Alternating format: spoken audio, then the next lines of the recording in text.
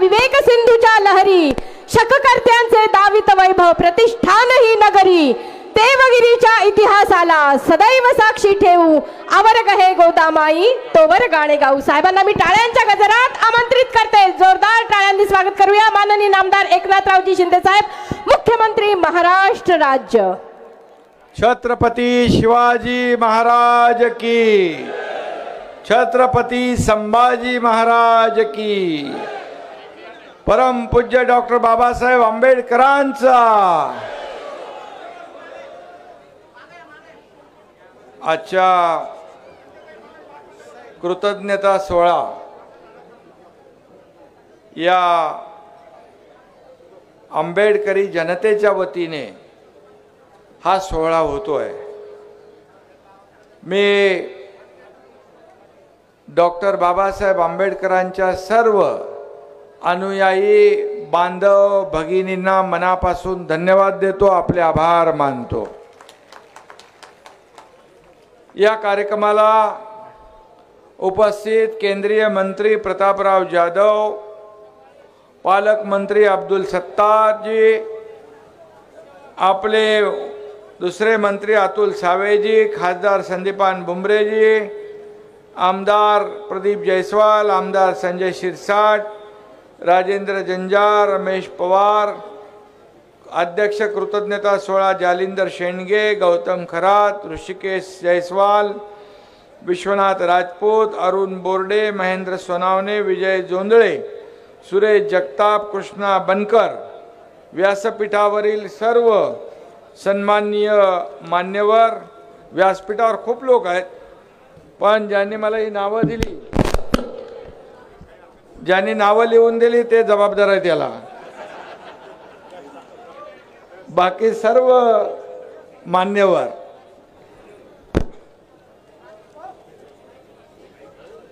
खरं म्हणजे आज सगळ्यात आधी मी महामानव भारतरत्न डॉक्टर बाबासाहेब आंबेडकर यांना विनम्र अभिवादन करतो, त्यांना वंदन करतो। खरं म्हणजे बाबासाहेबांच्यामुळे लाखो घरांचा उद्धार झाला, दीन दुबळ्यांना जगण्याचा अधिकार मिळाला।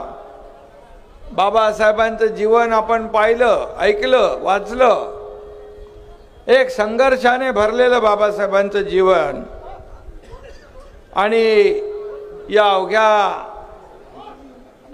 जगासाठी उत्तुंग आणि आदर्श व्यक्तिमत्व म्हणून बाबासाहेबांकडे आपण पाहतो।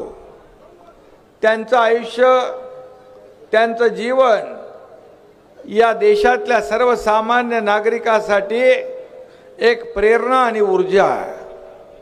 खरं म्हणजे आज आपण हा कृतज्ञता सोहळा आयोजित केला, खरं म्हणजे एक प्रेम व्यक्त करणारं हा कार्यक्रम आहे, आणि म्हणूनच मी पुन्हा एकदा आंबेडकरी जनतेचं मनापासून आभार मानतो, मनापासून आपल्याला शुभेच्छा देतो। पण खरं म्हणजे कृतज्ञता आपण सोहळा आयोजित करण्यासारखं मी असं कुठलं मोठं काम केलेलं नाही।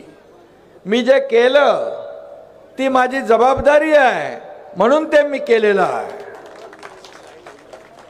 आणि जे काही काम झालं हा तुमचा अधिकार आहे म्हणून हे केलेलं आहे।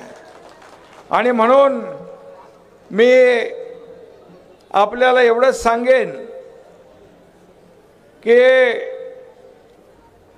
आपल्या बाबासाहेबांच्या महान कार्याला, आपल्याला सगळ्यांना त्यांच्या आदर्शाला डोळ्यासमोर ठेवून वाटचाल करायची आहे, आणि बाबासाहेबांच्या सावलीत राहून त्यांचं कार्य, त्यांची प्रेरणा, त्यांनी दाखवून दिलेले विचार पुढे न्यायचे आहेत।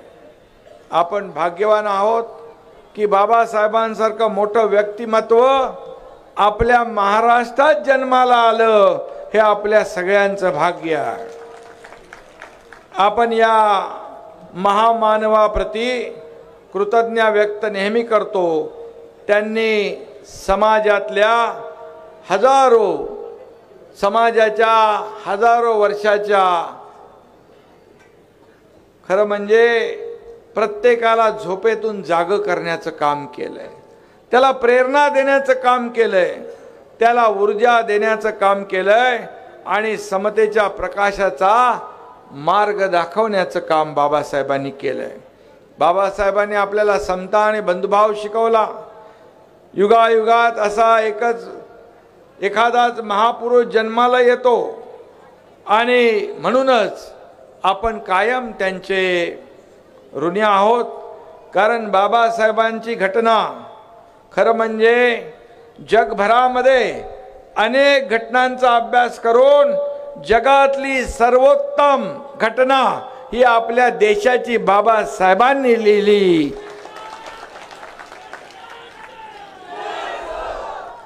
आणि या घटनेमुळेच या संविधानावर आपल्या देशाचा कारभार आपण करतो, आपल्या राज्याचा कारभार आपण करतो। खरं म्हणजे बाबासाहेबांना या शहराबद्दल विशेष आपुलकी आणि प्रेम होतं।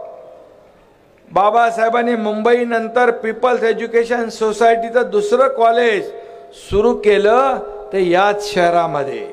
ही भूमी बाबासाहेबांचीच आहे, त्यांच्या पदस्पर्शाने पावन झालेली भूमी आहे। आणि म्हणून आज आपण जगप्रसिद्ध अजिंठा लेण्याच्या पायथ्याशी सुंदर असं बुद्ध विहार विपश्यना केंद्र उभारणार आहोत। बाबासाहेबांचा भव्य दिव्य पुतळा आपण उभारतोय। शहरातल्या प्रत्येक झोपडपट्टीत वाचनालय आपण उभारतोय।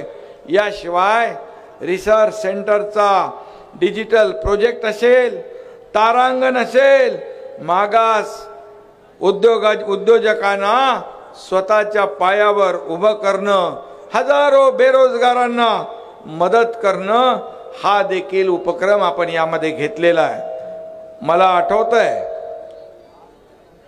शिवसेना प्रमुख बाळासाहेब ठाकरे देखील म्हणायचे, नोकऱ्या तर मिळाल्याच पाहिजेत, परंतु नोकऱ्या मागताना नोकऱ्या देणारे हात तयार करा।